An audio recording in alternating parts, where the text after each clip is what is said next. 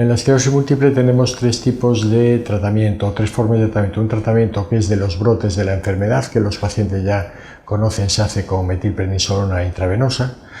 Tenemos un tratamiento de las complicaciones tardías de la enfermedad y tenemos un tratamiento sintomático, es decir, de las complicaciones que se derivan de las lesiones irreversibles del sistema nervioso.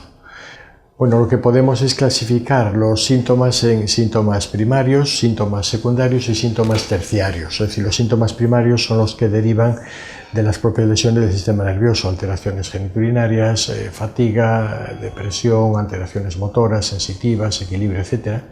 Después tenemos unos síntomas secundarios que son los derivados de las propias secuelas, es decir, anomalías morfológicas de las articulaciones, anomalías del comportamiento, etc. Y por último tenemos unos síntomas terciarios, o que podemos considerar como terciarios, que son síntomas fundamentalmente sociales, es decir, alteraciones familiares, alteraciones sociales, limitaciones en cuanto al tipo de vida, de la calidad de vida, etc.